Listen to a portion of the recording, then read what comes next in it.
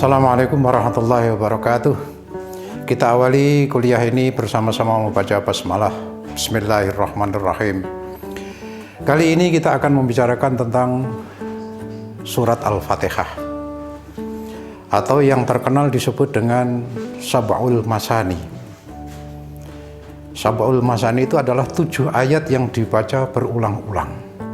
Maksudnya surat Al-Fatihah ini adalah disebut dengan Sab'ul Masani.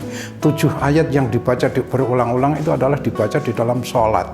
Setiap rakaat dalam sholat itu adalah selalu membaca surat Al-Fatihah. Sehingga Rasulullah juga menyampaikan bahwa la sholata liman lam yaqra' bi Fatihatis surah. Tidak sah sholatnya bagi orang yang tidak membaca surat Al-Fatihah.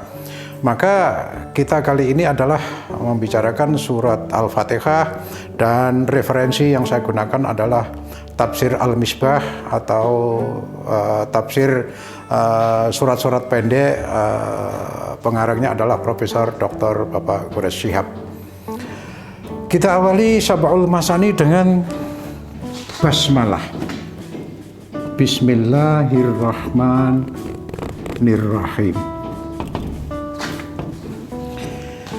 Ada yang berpendapat basmalah tidak termasuk ayat, tetapi jumhurul ulama mengatakan bahwa basmalah adalah termasuk ayat.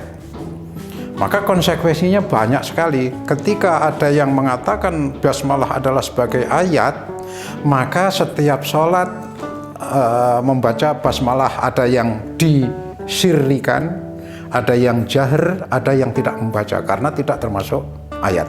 Pemahaman bismillah itu termasuk ayat atau tidak itu adalah persoalan yang lain. Yang penting kita sekarang akan membacakan Bismillahirrahmanirrahim yang diawali dengan huruf ba. Huruf ba. Huruf ba ini menurut Pak Quraish Shihab ada beberapa arti, ada makna. Arti dasarnya adalah ba itu adalah dengan.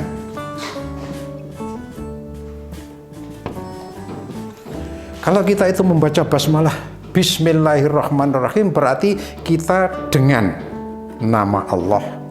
Maknanya bahwa kalau kita dengan berarti kita adalah bersama-sama Allah.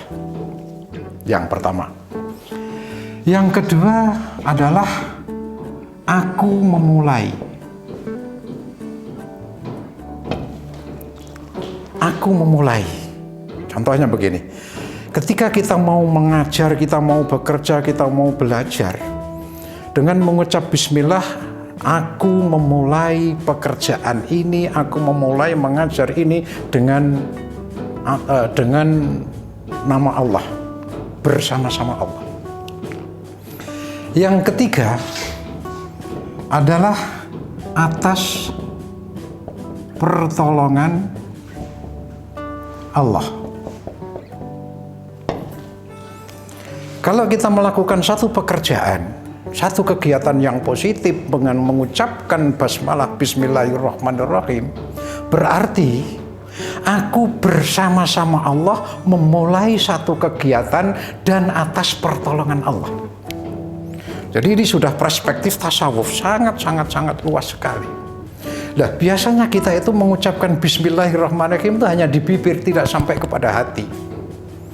Bahkan di dalam perspektif tasawuf, ketika kita itu mengucapkan Bismillahirrahmanirrahim itu atas nama Allah, aku bersama-sama Allah. Maka yang keempat menurut saya adalah atas nama Allah. Kalau 4 arti B ini kita gabungkan, Bismillahirrahmanirrahim, aku mengajar bersama-sama Allah, atas nama Allah, atas pertolongan Allah. Apa yang terjadi ketika setiap orang mengucapkan Bismillahirrahmanirrahim, mengatasnamakan pekerjaan itu adalah atas nama Allah, atas pertolongan Allah, bersama-sama Allah. Maka itu akan mempunyai konsekuensi yang sangat berharga. Bayangkan saja kalau kita setiap kegiatan itu atas nama Allah, berarti yang kita lakukan itu adalah mengatasnamakan Allah. Yang kita lakukan adalah mengatasnamakan Allah. Aku mengajar atas nama Allah. Dan aku mengajar bersama-sama Allah. Maka sangat positif sekali ketika kita itu melakukan suatu kegiatan, contoh mengajar, kita akan selalu dibimbing oleh Allah. Nilai pekerjaan yang kita lakukan adalah ibadah. Yang kita lakukan selalu mendapatkan pengawasan dari Allah Subhanahu wa Ta'ala. Inilah kira-kira gambaran dari satu huruf kata-kata bi.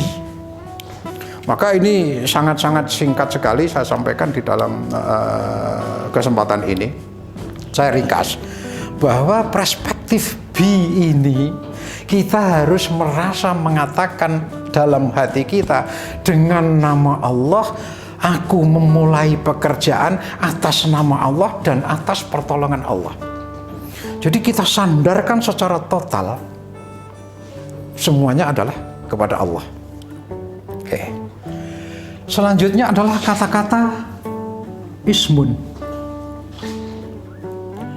Ismun itu berasal dari kata sumuwun. Sumuwun adalah artinya langit-langit atau langit. Maka ada yang disebut dengan samawat. Samaun itu adalah langit. Samawat adalah langit-langit. Sesuatu yang ada nama dan sesuatu yang tidak ada nama itu pasti berbeda penghargaannya. Kalau yang ada nama itu adalah lebih mulia dibanding sesuatu yang tidak ada namanya. Umpamanya ek itu sama dengan bahasa yang sering adalah anu. Anu itu apa artinya? Karena nggak punya nama. Tapi akan berbeda kalau nama itu jelas. Lah, nama ini diidhofahkan kepada Allah. Nama itu adalah diidhofahkan kepada Allah.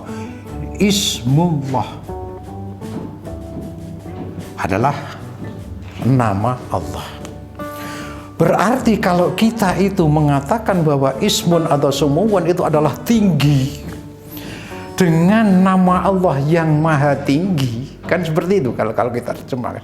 Dengan nama Allah yang maha tinggi, aku memulai satu pekerjaan atas nama Allah, bersama-sama Allah, dan atas pertolongan Allah, nama yang maha tinggi dan maha segala-galanya.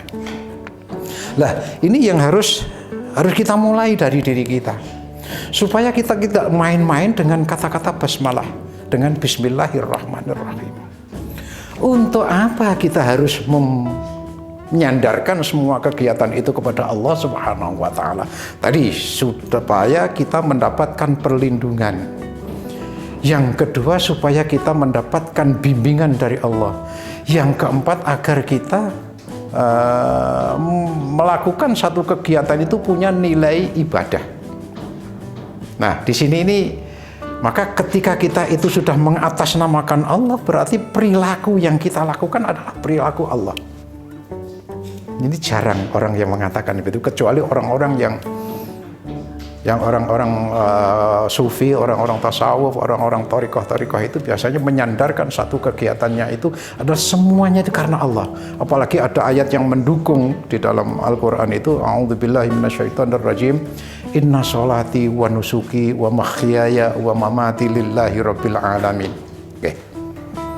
Sesungguhnya inna sholati, sholatku, wa nusuki, dan ibadahku, wa mahyaya, dan hidupku dan matiku adalah karena Allah. Jadi gini kita sandarkan secara total. Oke. Untuk apa seperti itu? Untuk mengharapkan sifat Rahman dan Rahimnya Allah. Kalau kita itu ingin mendapatkan Rahman dan Rahimnya, maka kita harus semuanya kita total kita sandarkan kepada Allah Subhanahu wa Ta'ala. Rahman dan Rahim ini diberikan oleh Allah kepada makhluknya. Baik itu makhluk yang tidak beriman pasti mendapat rahmannya. Rahim adalah orang beriman. Ini lebih kekal rahim. Kasih sayang bagi orang semua makhluk adalah orang-orang yang tidak beriman. Orang yang beriman pun dikasih sifat rahmannya Allah. Tetapi rahim adalah hanya orang-orang beriman, karena ini adalah lebih kekal kenikmatannya. Lah, perilaku kita sebagai orang Islam, semua kegiatan kalau disandarkan kepada Allah, maka kita akan mendapatkan apa yang disebut dengan Rahman dan Rahimnya, kasih sayang Allah itu. Saya kira untuk Bismillahirrahmanirrahim kita cukupkan sekian. Nanti kita lanjutkan dengan ayat yang pertama, kedua, dan ketiga surat Al-Fatihah. Assalamualaikum warahmatullahi wabarakatuh.